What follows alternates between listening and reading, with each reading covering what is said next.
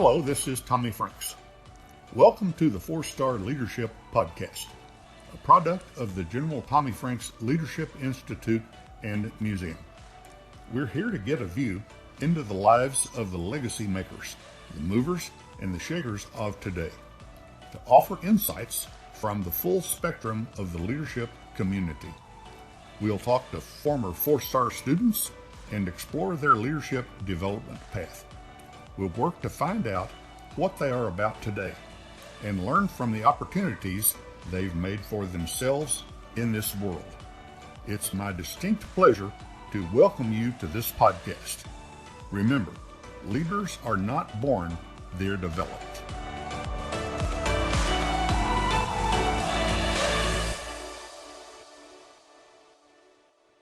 Hello, everyone, and welcome to Episode 9 of the Core Principles of Leadership with General Tommy Franks.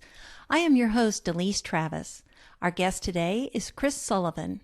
Mr. Sullivan will be sharing his thoughts on servant leadership, focusing on the principles of caring and common vision. Before we get into our program, we'll have a word from our major sponsor, REI Oklahoma. REI Oklahoma is proud to be a part of the General Tommy Franks Leadership Institute and the production and distribution of these podcasts designed to inspire leaders and difference makers. At REI Oklahoma, we have been working with small business leaders, entrepreneurs, and people who are driven to succeed for years. Highly motivated people working to own their own businesses, live in their own homes, and make the world a better place. Since its beginning, REI Oklahoma has continued to identify hurdles and deliver holistic solutions to create job growth and help neighborhoods thrive in both rural and urban communities. REI Oklahoma looks forward to visiting with you about helping your business and community grow. Visit reiok.org or call 800-658-2823 to start the conversation. And now we join our guest, Mr. Chris Sullivan. He is a founder and former chairman and CEO of Outback Steakhouse, Incorporated. After eventually going public, he collaborated with the founders of 5 additional restaurants to develop and operate over 1,400 restaurants worldwide, eventually developing Bloomin' Brands, Incorporated. His current partnerships include Metro Diner, Consul Hospitality Partners, Besito Mexican, Omnivore LLC, and numerous restaurant industry investments. He and his partners founded O Memorial Golf Club in 1997. He graduated from the University of Kentucky with a BS degree in Business and Economics, where he has been inducted into the Hall of Distinguished Alumni. Currently, Chris serves on the board of directors of the Horatio Alger Association of Distinguished Americans, board of directors for the First Tee of Tampa Bay, and board of directors for Copperhead Charities. He is active in numerous charitable organizations focusing on education, catastrophic disease, and is chairman of Art International, a PTSD-focused charity organization, and is also a national advisor for 4-Star Leadership. He is married to Sandy and has 2 adult children, Alex and Ashley, and 2 stepchildren, Julie and Mylon. Good afternoon, Chris Sullivan. Thank you so much for joining us today. Thanks, Louise. It's my pleasure. Good. We're delighted to have you on our podcast. And, some of the first things that we like to know about someone is where they started out. And you are a restaurant entrepreneur and very successful, and we're going to talk about that. But starting out, tell us about where you were born and what your childhood and initial years were like. Well, I was born in a little town in toward North Florida called Lake City. My father and mother had relocated there after World War II. My dad was a captain of the Marine Corps, but he also was a professional baseball player. And he had kind of a dream of trying to rekindle his baseball career. He's a pitcher. But so he was teaching school in Lake City, Florida, and coaching with the idea he was going to go down for another stint at spring training. And sometime in 1947, late 1947, he had one of his buddies had joined the FBI from the Marine Corps, and they were hiring officers that came out of the military. And so he went and interviewed down in Miami, Florida, with the FBI. Now, I was born in February of 1948, and he had gone down to go to spring training down in the Tampa area. He grew up in Eastern Kentucky. My mother grew up in East Tennessee, and my dad followed the Cincinnati Reds, and he was trying to get on with them and get into their system. But his buddy had to drive down there and find him because the FBI wanted him to report to Quantico in about 2 weeks to go join the FBI. So that led to us ending up in Detroit about a year later. And so we spent the first 12 years up in Detroit with the FBI, and then he got transferred to Washington, D.C. So I went to junior high and the first couple of years of high school in the D.C. area in Maryland. Then I had an older sister at University of Maryland when that was going on. I had 4 younger brothers and a sister. And my dad got promoted to be the assistant agent in charge in Butte, Montana, but it was going to be my senior year in high school. And I wasn't very happy about that, and I tried to convince him not to make me do that. I had one of my best friends that we played sports together, and I knew his family well. And they said, well, I went to them and I said, can I stay with you guys for my senior year in high school? And they said, sure, Chris, no problem. So I went home that night and I sat down with my dad after dinner and explained what was going to happen. And he looked me right in the eye and says, no, you're my oldest son. You're going to Butte, Montana to help me raise these boys with your mother. And I said, really, why do I have to go that, Dad? I'm going to the Naval Academy. I had an appointment set up to go to the Naval Academy. My dad's from East Kentucky, as I mentioned, and there's a congressman there, Congressman Perkins, who was real good friends of our family, and he had told my dad that if I was qualified, I'd go to the Naval Academy. I was qualified, and I was set to go. Well, I got to Butte, Montana that June, and I loved the West. It was great. And I said, Dad, one of the reasons I didn't want to go, I said, I know you're not going to be out here more than a year. I know that you're going to get transferred somewhere else, because that's kind of how this program, the FBI, worked back then. And he says, well, you're going anyway. So I did. And then about October, it was time for me to start really thinking about whether or not I was going to go to the Naval Academy or not. And I decided not to. And sure enough, about 6 months later, he got transferred to Connecticut.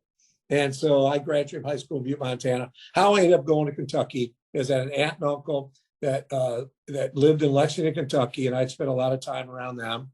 And they had a couple kids, and I had a cousin at University of Kentucky. And my best friend I was going to spend my senior year with back in D.C. was going there to play football. And so I decided, and Kentucky they were in the Final Four in 1965 and got beat by Texas. I think it was Texas Western. And so I was going there, and they had a famous player named Pat Riley, and I love basketball. So I said, I'm going to go to the University of Kentucky. And it was a great move, and I did that. And, I was the oldest boy, and I told my parents, I said, look, we were going to have 4 kids in college at one time. I said, I'll take care of my college. I think I got a little money for them to get started in my freshman year of college, but I started waiting tables and tending bar and working in restaurants, I was a server at a sorority house for a while, then worked this and worked that. So I really started working in the restaurant business. And so in about 1970 and 71, I've got a year left in college, sort of, but I started going down to Fort Lauderdale and waiting tables and tending bar during the season in Fort Lauderdale. And I loved the money and I loved the energy, and it was different than working in college bars and restaurants. It was real professional restaurant business, and it was a lot of fun. And I also got a degree at the same time in business and economics, and I thought I'd be a banker, and I'm going to interview for banking jobs. And I don't mean to offend anybody here, but I could not take how quiet it was in a bank. It just something I just couldn't see myself doing. Especially after a lively restaurant business. Yeah. You're going and active. Yeah. And I love sports. And I wasn't a great athlete by any stretch of imagination, but I love sports. I like team playing, and I love building teams and all that stuff. And I said, you know what? I'm going to go in the restaurant business. And there was a great company that had started a few years earlier out of Dallas, Texas, called Steak and Ale Restaurants. And Norman Brinker, they had 24 restaurants when I found out about it. And I ended up going to work for Steak and Ale and started in Indianapolis. And I was there for about 9 months. And 9 months later, I got transferred, promoted to general manager back in Alexandria, Virginia. So it was kind of fun to go back in the DC area after being away for a while. And I just had a wonderful career with this company. But the founder, Norman Brinker, was really a special man. He was, he played polo. He came from nothing. He grew up on a small farm in New Mexico, ended up in the fast food business with Jack in the Box in Southern California. But he's also an Olympic equestrian. So he was very talented horseman. He loved to play polo, won the U.S. Open in polo during his career, had a great polo place in Dallas where Steak and Ale was. But this is where I learned about what we call servant leadership. Yes. Norman had tremendous people skills. He just he never, ever, ever was anything less than positive with you. If you did something really well, he recognized it. If he go travel with you and go visit restaurants with you, yeah, he might see a thing or two that, troubled him a little bit. He mentioned it, but he was so generous with his recognition of people and seeing things right. And he also brought his people like Stephen Covey, who, Win-Win and the 7 Habits of Highly Effective People. I must have 100 hours with Stephen Covey in times with Norman, at least 100 hours. I have a file this thick of Stephen Covey meetings before he wrote his first book. And it was unbelievable how that he gave that to these management people in this company. He gave this tool to us and this resources like that to help us be better. And it just showed me that he really understood about this concept, which I call putting people first. And that's one of the things we really built around our company is putting people first. And it is about providing people with the tools they need, and you care more about them. You care about them first versus about the bottom line. You've got a vision to build a company, but doing it right and doing it through the right people, building the right teams. And Norman was one of these people that gave us way too much responsibility way too early in our careers. But back then, when he started Steak and Ale, he did it mostly with fast food people that came out of his life back in the day. And there was quite a few of us that joined the company a few years later that had full service restaurant experience, that had just a different perspective on it. And one of the great stories is the first general manager of the Steak and Ale in Dallas was a guy named George Beal, who ended up being the founder of Houston's restaurants, which are legendary around the United States, just great restaurants. But we all became known as the Brinker Boys. And as we expanded our careers, and Norman just gave us so many tools and taught us so much. And people like Stephen Covey really helped us develop our philosophies and our ways of doing business. And when I look at the the principles that General Franks talks about and writes about, I think like common vision is really there and a big part of it, as well as caring. So when I think of caring, it's the focus is on the individual and the team, and you do what's best for those people. You find the things that are best for them. So in our case, as an example, one of the things about one of the mistakes that happen at Steak and Ale is they move people around way too much. And I was part of that. I was running the area for them eventually. I started out, as a management trainee, became a general manager. A couple of years later, became a multi-unit manager. A couple of years later, regional manager, moved to different parts of the country. And then had the opportunity to run the Southeast United States for Steak and Ale and build a lot of restaurants in Florida, Georgia, North Carolina, South Carolina, and Alabama. But I found that we had inconsistency with how many people we moved. We'd have somebody doing a great job in a restaurant. Things were going well. And we say, well, let's take that person, do them opening over here. And then what would happen to that restaurant they left, we would notice a little dip in the performance of that restaurant for a while as the new team got their footing. And, it just showed us that maybe a little bit different approach to this might work. So I fast forward to, like Outback Steakhouse and starting Outback Steakhouse. And one of the things my partners and the other founders decided that, these principles we'd learned from Norman and Stephen Covey and some of these other people that we were given to, the one thing that we were really missing and one of the things we wanted to achieve, let's let these people become part of their community.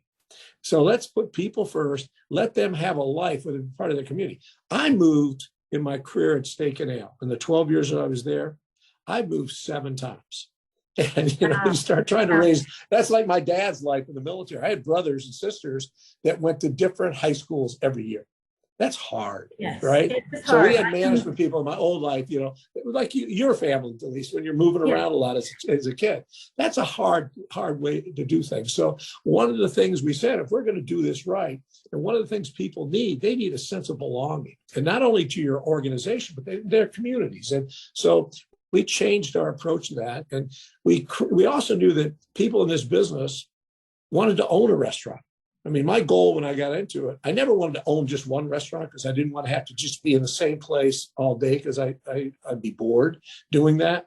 And I knew that when I was a general manager, that I was other things I wanted to do.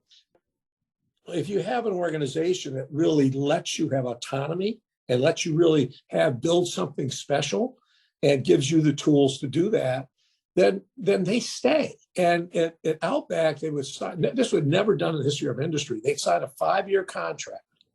Now you think about 1988, 1989, 1990, the first 3 years we were open. We had what was called a managing partner program. And this is part of caring, because you're giving people a chance to really share in the success of your business. And the common vision was we wanted to build something special. In order to do that, we had to have special people and really had to care a lot about those people and make them feel special. So we wanted them to be like owners. So back in that days, you say the average person that joined us as a managing partner were in their 30s, early 30s. They had experience. And we knew a lot of them from our Steak and Ale days. But they had to give us $25,000 to buy a 10% interest in the restaurant.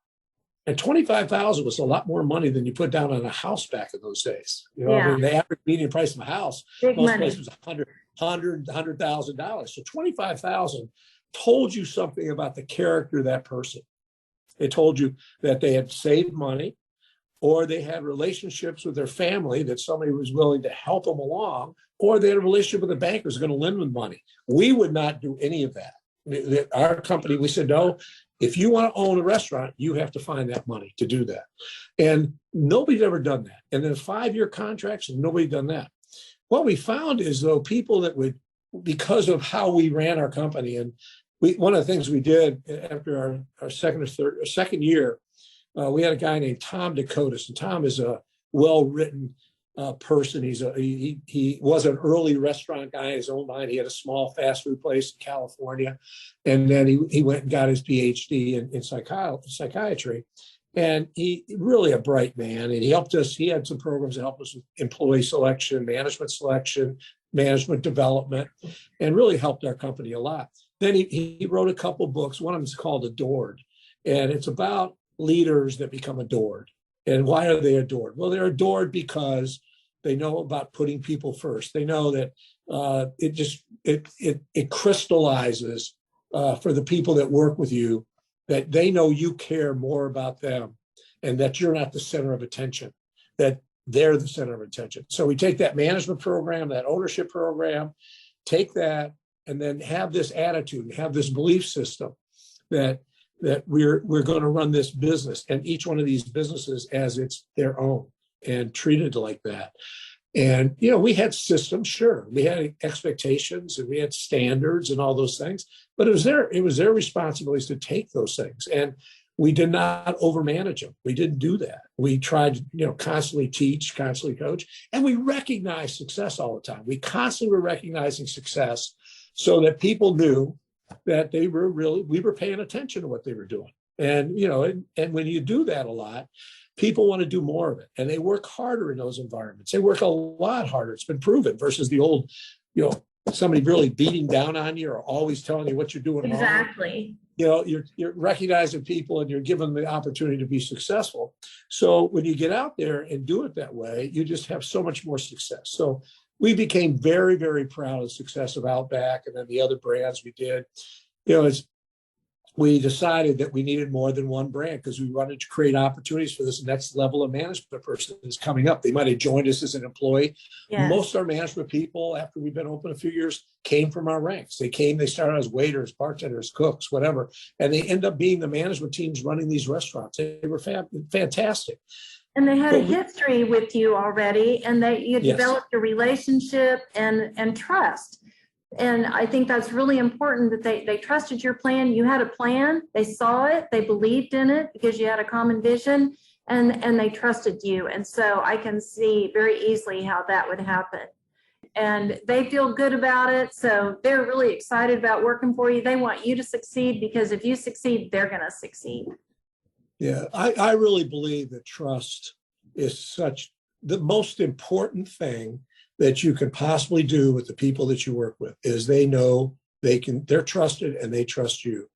That is that one intangible that's not talked about a lot, but boy, it's the big difference maker. And how you behave in certain situations and when somebody has difficult circumstances and people that work with you, they have adversity. How do you deal with that? Well, we try to find the solutions. We try to help them. And we ended up, we had a large group of people. We had 100,000 employees eventually. And we had an issue every week somewhere, with somebody who needed help. So we created a trust, the Outback Trust. And as a matter of fact, you were mentioning Stephen Covey. He has a book called The Speed of Trust. And so yes, he does. Yes. So I that's extremely important. Yeah. And that's one of the reasons we understood that, because Stephen taught that. And those hours you sit and, having these discussions with him, trust was, I remember more than once, a big topic of conversation. And that's what Norman had created with Steak and Ale. We trusted him. We didn't trust some of the people that worked for him for a while, Right. and that's how guys like me got the opportunity to really move up, because I got to see an organization that didn't quite have the right players in the right place. Right. Right. And it wasn't his fault. It's just people that didn't believe in what Norman believed in. They came from old school ways of doing things. And Norman's way wasn't old school. It was just enlightened. It was about, Norman he had great standards. He had great understanding of what he expected. He had a great vision for the company he wanted to build. So we built upon that. And they gave us the foundation to be able to do even, great things in terms of each one of these restaurants and all the people that worked with us. So many people have had success. And I'm really proud today. There's so many of those people out there now that have their own companies and they're doing really well. And it's awesome. And Norman got to see that too. And so there's 4 or 5 of us that are kind of the older guys in that group. And we're getting to see that today. And it's really rewarding to see that. And people get this and understand that they're running great businesses. Great leaders lift others up. You read that over and over, that great leaders lift others up. That's all about servant leadership. Let's go to, that is so interesting. I'm really excited to hear that part of the story because that part's not really out there. So thank you for sharing that. And now a word from our sponsor, Krieger Insurance. Hello, this is Jay Zacharias with the General Tommy Franks Leadership Institute and Museum, and I would like to tell you about one of our partner sponsors. His name is Justin Krieger, and he has worked as an independent insurance agent at Krieger Insurance Agency in his hometown of Hobart, Oklahoma since 1999. Justin is honored to help with the annual Celebration of Freedom event and has been a board member for the General Tommy Franks Leadership Institute and Museum for many years. He is also a 5th-generation farmer and rancher in Kiowa County, where cattle, crops, and even insurance is sold with a handshake. Give him a call at 580-726-3076 or come by the office if you would like to speak with Justin Krieger or Kathy Langford about insurance. We are thankful to our customers and friends who have supported us through the years. Again, Justin would like to say how honored he is to live in such a great country and how proud he is to help sponsor these podcasts. Please enjoy the rest of this podcast experience from your friends at Krieger Insurance Agency. When you met, so you were in Outback Steakhouse and you are in Tampa, Florida. And so you met, it must have been sometime in the early 2000s, you met General Franks at a sporting event. So the Tampa Bay Devil Rays opening day baseball. It wasn't the first game of the deal, but General Franks was the 4-star in charge of sitcom, and I really respect the military. I myself did not serve, but I've tried to do as much as I can since that time. My brother served, and I ended up I won't go into it. I just, one of those deals that they had a blizzard in Butte, Montana, the month I was supposed to get drafted in December of 1991. And the blizzard came through and I did not get my draft notice. And I decided, well, I think I'll just pursue my restaurant career. And so I didn't go military. And in retrospect, I wish I had him, because especially one time General Franks arranged for me to get to go on a ride in an F-15. And I wanted to be a pilot. And I'm going, man, you're the dumbest guy in the world. Why didn't you go to the Naval Academy and become a pilot? Yeah, you could have done this. I was so mad at myself. But anyway, General Franks, I'm meeting at this opening day and at the Rays. And it was a pleasure to meet him. I was excited to meet him.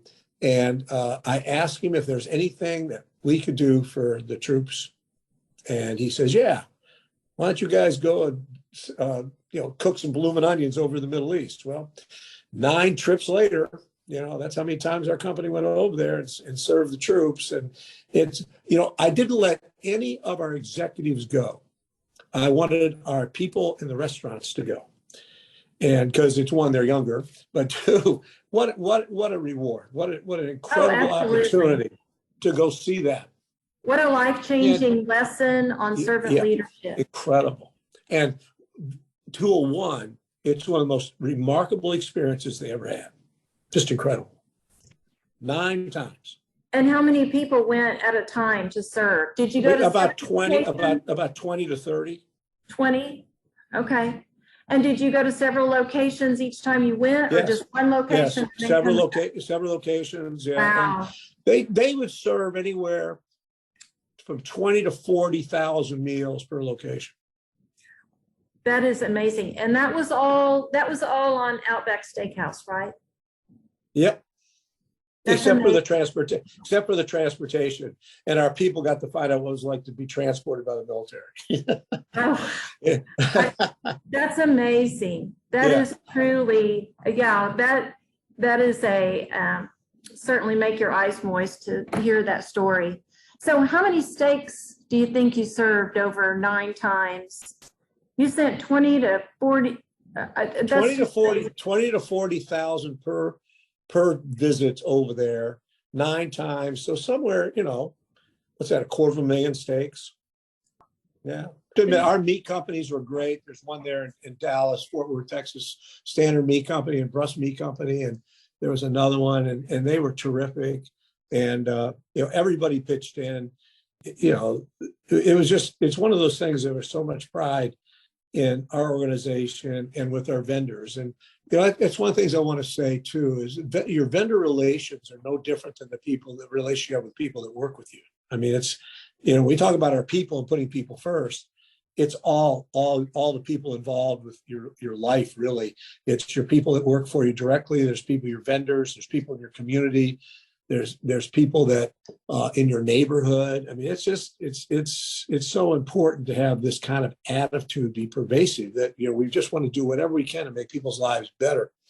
And, there's a guy named David Novak. I mentioned, we talked about recognition a little bit. And David was the CEO of Yum Brands, which is Pizza Hut, KFC, et cetera. And he just did a great job building that company. But one of his real beliefs is recognition. He's written a book on it. It's called, I forget the name of it, but it's a great book. It's small, a good read.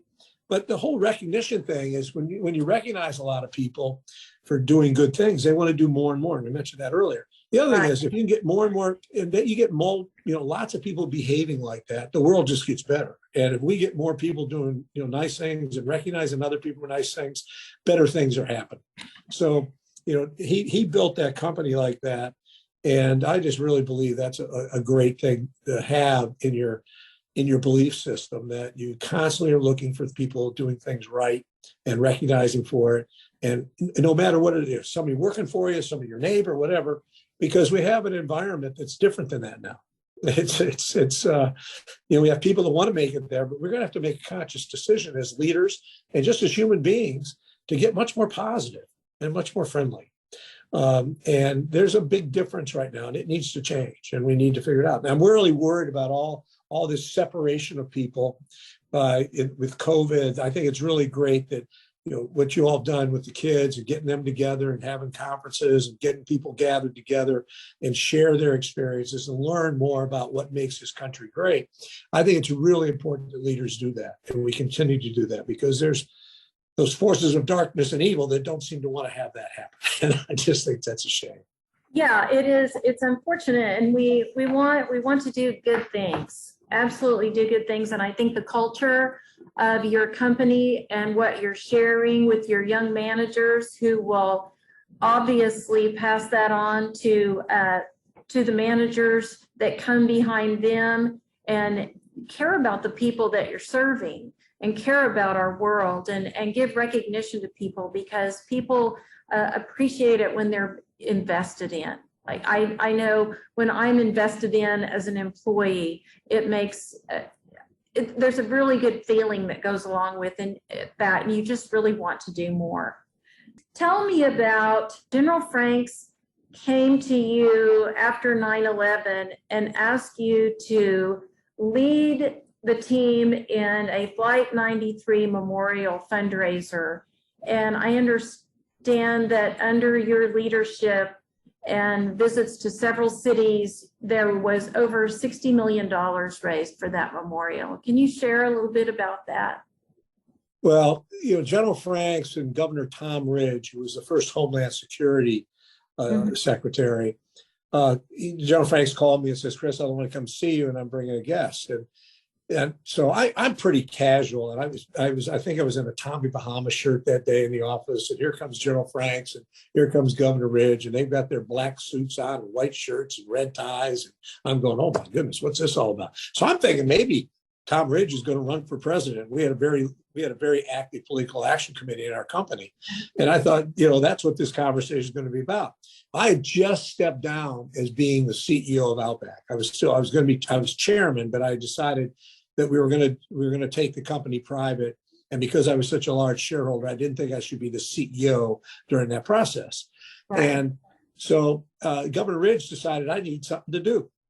And so he said, he and Governor Ridge were the honorary chairpersons of Flight 93 in Shanksville, Pennsylvania. And I 9/11 was horrible. I lost dear friends in 9/11 and had friends lose sons and daughters, and I hated it. And what we were doing as a nation, try to get that all straightened out and right the ship and get this country back in the right place. So I made a trip up to Pennsylvania and met the people at the National Park Service and a brother of one of the heroes from 93. He's a police officer. The fellow I met with was a police officer in Baltimore, and I met him and a couple of people, and they shared their vision, and they had awarded this contract for this to be built. And so I kind of get a glimpse of what that looked like. And they needed us to raise about $30 million as it started out. And so I thought, okay, I didn't know much about fundraising for national memorials. I thought, okay, this will be okay. And I knew the Pentagon had already gotten funded in about 3 days, And so I was like, this is going to be this won't be that hard to do. Well, I learned a lot about things. I did not know, as an example, the World War II Museum probably never gets built in Washington, D.C. if there's not a movie called Saving Private Ryan. And because of that movie, the monies from that movie were donated by Tom Hanks and, not Spielberg, who did Saving Private Ryan. But the monies from that were used. I found out that these memorials in Washington, D.C. are basically funded by the private sector. I did not know that. I did not know that was the case. Now, in this case, the state of Pennsylvania stepped up, and it was about a $60 million project started out. It'll be more than that, but it's incredible. So after going to some of the usual suspects that that are big donors and things like that, there were some wonderfully generous people, but it wasn't people writing $1 million checks and $2 million checks. It was, we raised most of our money on small contributions. And I know our biggest check was about $500,000, which is great, but there was only one of those. And so I'm with General Franks, and we're 9/11, the 10-year remembrance of 9/11 at Shanksville. And there was, General Franks and President Bush, George W. Bush there, and John Boehner, who was the Speaker of the House, and President Clinton was there as well. And we were about $10 million short. We'd been going at it for about 7 years. So it was hard raising this money. And I mentioned that to these gentlemen. And lo and behold, that following May, we had an event in Washington, D.C., and we raised about $20 million and ended up doing that. So it was great. It turned out to be great. And it's one of the, I've done a lot of fundraising. I've done a lot of philanthropic work, and I love it. But that was the hardest thing I ever did in terms of raising money for anything. And General Franks, he was such a trooper, and Governor Ridge, they were such troopers. I mean, these guys would go meet people, fly places, sit out with people, and make the pitch. And we were hoping for bigger checks, and we were hoping for 100,000. We got 10,000. We never were left empty-handed, but we spent a lot of jet fuel, I think, as I remember doing that. So it was absolutely wonderful. The museum, I mean, the monument and the grounds are spectacular. It turned out great, very proud of it. And it was an honor to serve with General Franks and Governor Ridge on that project, and a lot of other people. And what was really cool about it is I became the chairman of the National Parks Foundation during the last year of the campaign, about just before this happened. And it changed the way the National Parks Foundation, because General Franks was on that board with me, it changed the way they thought about raising money. And a few years later, a fellow, Al Baldwin from California, took over as chairman, and they raised $500 million over the next 10 years for other projects. It just changed the whole dynamic of what that organization did, which was fantastic. So a lot of good came out of that. Oh, absolutely.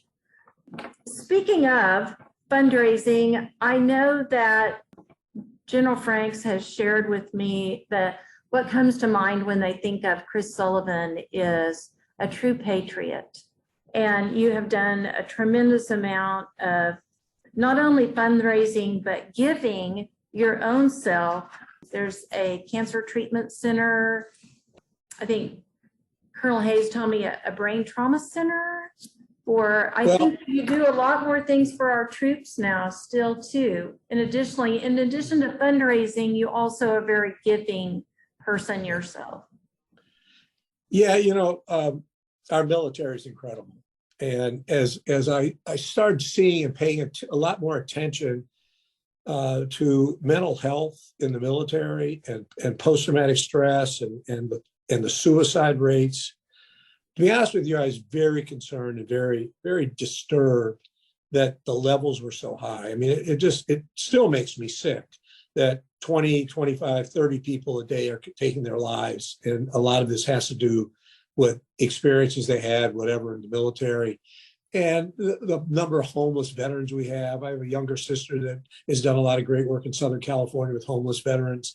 It shouldn't be like that. And so we got involved, and we found a treatment that's very effective. We just finished the clinical trial with the VA and the University of Cincinnati. It's called accelerated resolution therapy. And what we have found is it very, very successful. And it's not about drugs. There's no drugs involved in this. It's a therapy. It's kind of a combination of eye movement treatment and dialogue.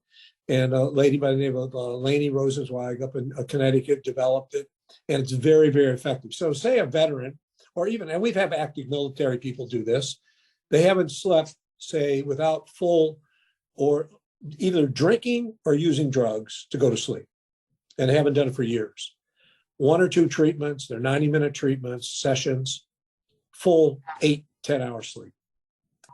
And typically somebody goes through 1 to 5 sessions of art. They can do that over a 2-week period, and their lives are much more normal, and the triggers aren't happening. It's incredible. And so we've now for the last 6 years have gone around the country training therapists how to do this treatment. We'll train about another 1,000 this year, and we do it through our foundation, and it's rewarding because it's making a difference big time. That's wonderful. I love visiting with you about this. We visited one other time briefly, I think, about all your work with veterans. And I know that you are very giving, give to a lot of other foundations, serve on a number of boards. You are currently have a company, am I right? It was a new company that you started up in 2015? Right. Yes. Yeah, it's called Metro Diner. We've got a couple in Oklahoma. Yes. One in Tulsa and one in Oklahoma City. And our partner's a great guy named Hal Smith. Hal Smith Restaurant Group. Yes. He's legendary in Oklahoma. He should be the governor. Anyway, Yeah, Hal and I worked together at Steak and Ale. He was my boss when I was running Bennigan's, and he became our franchisee in Oklahoma, but he has his own restaurant companies. He and his team are some of those creative, wonderful people I've ever worked with, and they just do a great job. And so we'll let him do all the restaurants in Oklahoma. We'll stay out of his state. We'll let him do all that because he's the best at it. He's incredible.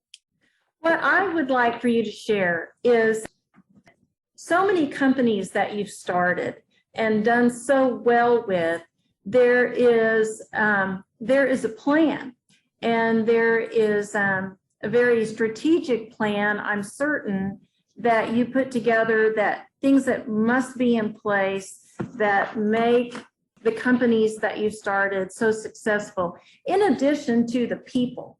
You totally invest in your people, and that seems to be your number one to me in our discussion. But can you share with us kind of how you develop a strategic plan for a new startup? And, there's so many of our young people, our young leaders out there thinking, I'd like to start a company. And what kind of things have to be in place, Chris? Well, you have to have leadership to start a company, and you have to have a vision. But one of the things that I noticed, and again, I go back to my days with Norman and Steak and Ale. Norman tried a lot of other restaurant concepts.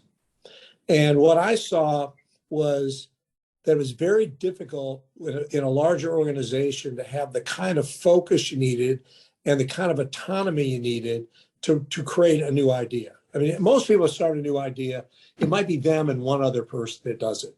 They have a real strong desire to make something work, but just to get it started, just the seed to get started is usually one or two people. And they have a tremendous idea, a thought process that they go through. So I decided, on one of my morning walks a long time ago, that I wasn't going to do it that way.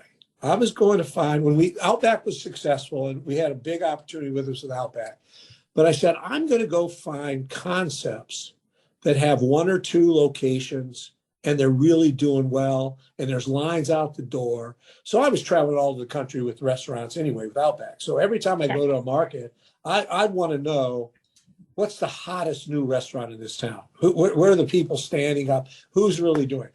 There weren't as many restaurants then as there are today. So you could go to Atlanta, or you go to Dallas, go to Houston, go to Denver, and there was always one or two places that stood out. And so I would just start visiting those. So, I looked at some deals and, I didn't see what I really wanted. Then I said, I got to narrow down what food items or what food categories do we want to address? Well, we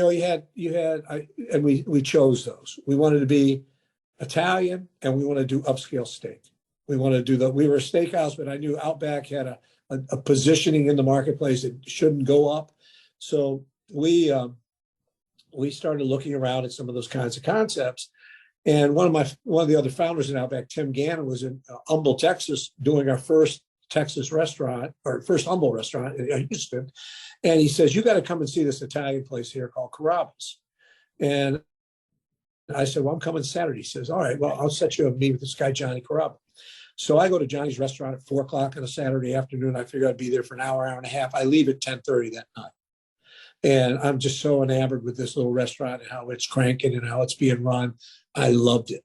And I said, Johnny, I shook his hand. I said, I'll be back to you tomorrow, but we're going to be partners. And I love this guy, his philosophy and his uncle. I mean, that was just perfect. There was the perfect deal, everything I wanted and everything we had at Outback, I saw it here as well. And I just said, this is great. This is going to be the easiest deal for the first new idea we have. I could have found it. And I really thank Tim for, seeing it and bringing it to our attention. So we did that deal with the Carrabba's family. And it turned out to be fantastic, just absolutely fabulous for our company. We ended up, I think, having almost 300 of them, maybe 280 of them around the country. And Johnny and his family just became really dear friends and let us build a great company. Now, I'll tell you this, I also learned, don't let the founders not be involved in it all the time. And so the next deals we did, the next one was Fleming's, and Paul Fleming from P.F. Chang's. We had tried to buy P.F. Chang's. That was one of the companies, but they were a bigger chain. And that's when I decided I didn't need to go after a big chain. It was too expensive. And I just didn't think that was the right move for us to make. So Paul had left, and he used to be a Ruth Chris franchisee. And so he had started P.F. Chang's, and he was looking to do something else. And he had a guy I knew of but didn't know, a fellow named Bill Allen, who was out in California. But Bill's one of the best restaurateurs I've ever met, great leader. And I met with him in Houston at Pappas Steakhouse in Houston, which is a legendary place. They had their wives with him. I was by myself on that trip. But they wanted to point out the difference between what their vision was. And they wanted to make a steakhouse that have great quality steak, have the right kind of ambience, but be more female friendly, no cigar smoking, different kinds of portions. You know how like you go to a lot of those big steakhouses and the baked potato is the size of a football? Yeah. You know, they said, okay, that isn't what we're going to do. And then 100 wines by the glass. Who'd ever thought of doing something like 100 wines by the glass that you could order, you know, great kinds of wine. And my other thing I'd learned and decided back to the strategic plan, just the strategic thinking more than the plan, is I said, guys, build two of them. If you achieve what you say you're going to be, I'll be your partner and we'll be joint venture partners. And we shook hands, and sure enough, 2 years later, that happened. And we became partners in the Fleming's brand. And then Roy Yamaguchi, Roy's, we decided that I go to Pebble Beach, and there's a Roy's in Pebble Beach, and I loved it. Then I go to my parents' 50th wedding anniversary we have over in Hawaii, and we go to dinner at Roy's. And I loved Roy's, and we were now doing international development. And I did not want Hawaii to be owned by the corporation. I didn't want it to be a company stores because all my executives and all people are going to be traveling to Hawaii all the time to make unit visits, right? Yeah. So we weren't going to do that. And so I said, let's go to Roy Yamaguchi and see if he'll be our partner. And let's develop a relationship with Roy because I want to be Roy's partner with Roy's in the United States. And so we went, met Roy. Hugh Connerty, who was running international for us, and he was one of our early franchisees. He meets with Roy. Sure enough, Roy becomes the Outback Steakhouse franchisee in Hawaii. It was great. He has such a great reputation. We opened up a few Roy's Outback Steakhouse in Hawaii. They did very well. And Roy developed a trust with us, and we developed a relationship so that the next thing we know, we become Roy's partner to build Roy's in the United States. And it was great. And it was a very difficult thing dealing with chefs, and it was tougher. Not many people had done that yet. And so it was a challenge for us at first, but it ended up being great. And we had a great time doing it. So, you know, General Franks has asked me about telling you how to build a strategic plan. We don't do it that way. We have strategic thinking. Then what we do is once we get the team members in place, they build their plan, right? It's their plan, not my plan. It's their plan. I see what you're saying. So when you said leadership is important, you're really thinking about the individuals that are invested in their own restaurant is the leadership. And so you're giving them that opportunity and teaching them how to do it, coaching, mentoring, how to do it, but you give them the vision.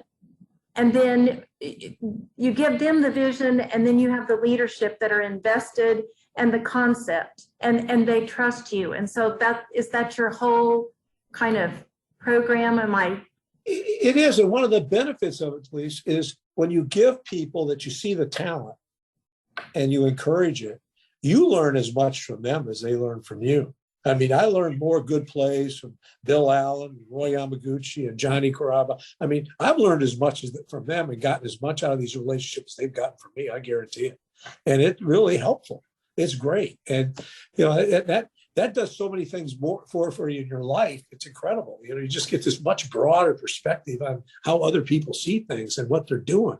Like I got to tell you, 100 wines by the glass was what my mind, when I heard it, was the dumbest idea I'd ever heard in my mind. All I could think about was the waste.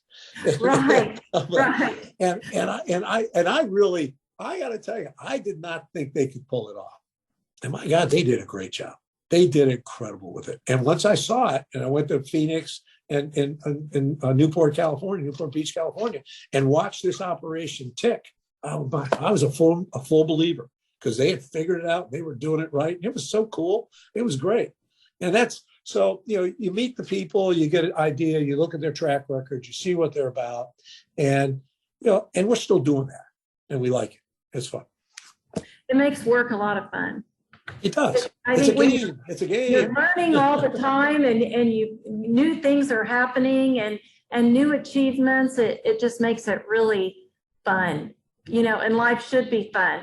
And you've built this on trust and relationships, because you're very much a people person, and trust and relationships with the people that you're working with. And it just makes it fun because it's successful. And so everybody wins. And I can certainly see backing up about 100 wines by the glass as a patron. I would truly like 100 wines by the glass, but I can see where you're coming from as an owner. You're thinking, oh my gosh, how can you ever, that could never pencil out. But they did such a great job. It was incredible. Absolutely amazing. And is it the area? And I know we kind of need to close our discussion, but I was thinking I read about that Outback Steakhouse. It was the Tampa Bay area. The mix of people in that area is a great place to start a restaurant, because all the demographics are there. So do you look at demographics as well when you're starting up a new restaurant? You do, but you have to be really market specific, because people in this day and age don't travel that far unless they're in Midland, Texas, to go to a restaurant. No, I mean, no, if you're, in these markets, as I mentioned earlier, there were restaurants, but there weren't nearly the restaurants there are today. I mean, this country's become so food obsessed and chef obsessed. I mean, it's incredible how many restaurants open per year. It's also incredible how many restaurants close a year, because mediocrity, if you've got a mediocre restaurant, you're not staying in business. You're just not. I mean, it's just not going to happen. So you have to really deliver. So in each market, there's places that you want to go. Now, there's some markets better than others. In the North, it's a lot tougher because you have winter. And so winter shuts down, some of the kinds of days you can do business. But those people overcome that, which is wonderful. And it was a long time ago, you couldn't come to Florida. Air conditioning built Florida, Arizona, those kinds of places. So demographics are real important. And economic success. I look at markets and how they do it in terms of that community. Is that community on the way up? Is it on the way down? Why is those things happening? All those things look like. You look at that. You evaluate every place you're going, and luckily there's lots of information, and you can get all you need. But at the end of the day, you have to go visit it, spend time with it, talk to people, and get a real feel for what's going on. So when I'm going to places like Dallas, very positive all the time. Houston, very positive all the time. Oklahoma City, very positive all the time. The South is like that as well. You go to some places in Illinois, you go to some places in Wisconsin, you go to some places in Michigan, you got a little bit different vibe. And so you're just more cautious about going in those places right now than you would be coming to Florida, coming to Texas, coming to Oklahoma, going to Arizona, going to Nevada, whatever. So yeah, demographics play a big role, but economic success in an area and their future play a big role, because you don't want to make that investment and know that it's only going to last 5 years. You don't want to do that. So, and luckily we've had so much growth in great places around this nation that there's lots of places to open. Exactly. I think that is so interesting. I'm always curious as to what makes things work. And of course, coming from a farm and ranch background, I'm always a big fan of beef is a destination dinner. So, Nobody ever says, people always say, hey, let's go out for a great steak and celebrate. But there's no other center of the plate item that people will say, hey, let's go out for and celebrate like they do a great steak. Steak is number one, Delise. It's Absolutely. number one, and it stays number one. And that's not changing anytime soon. Absolutely. Yeah. I totally agree. Is there anything else that you would like to share with our young leaders that might be listening to the podcast at some point as far as their success and what they want to do in their life? Well, if they didn't catch this point, there's people in my lives that really treated me great. They were tremendous mentors to me, and they have to find mentors. And it starts in college. Find those mentors in college. Also, have a great time and go and get engaged. Get engaged with life. Get a job. Education's one thing, but getting a job, get in the workplace, find out what makes this game really go, and live. And start living, because you're going to be here a long time. But learn and live and have balance in your life. Get physically fit. Exercise your mind, exercise your body, everything in moderation except for fun. Have as much fun as you can and work really hard. I think those are absolutely the best 4 principles to live by. In addition to our 4 core that we review with the students: caring, communication, common vision, and character. If you have those and you have this list of principles that you just shared, I think you have it all. What a great life. So it's been a pleasure. Well, my wife tells me life's full of characters, so you might as well be one, right? And so Joe Franks is one of the great characters I've ever known. He's awesome. But I just think that there's such an opportunity in this new world, and it's changing. Obviously, we're going through this big digital evolution, and it's real. It's just like the industrial revolution, and it's going to be so exciting. So have fun with it, learn about it, get engaged, and have a blast. Thank you so much. This has just been great, and I appreciate you so much. Thanks for sharing your time with us. Thanks, Louise. I look forward to seeing you. Thank you. Bye-bye. Thank you again to REI Oklahoma for making this podcast possible. For nearly 40 years, the board, staff, patrons, and supporters of the nonprofit economic development REI Oklahoma are committed to expanding Oklahoma's economic prosperity, earning the reputation of being one of the most comprehensive economic development organizations in the country. Business loans, training workshops, business consulting, and networking opportunities, as well as technical assistance and even commercial business space, are made available to Oklahoma entrepreneurs and small businesses. For low and moderate income individuals and families, down payment and or closing cost assistance is offered. Learn more at reiok.org. This has been the 4-Star Leadership Podcast. Now it's your turn, 4-Star listeners. Follow us on Facebook, Instagram, and Twitter, and let us know what you thought of this episode. Be sure to give us a 5-star rating on Apple Podcast, and tune in next month for our next episode that airs every last Friday each month. Go be great.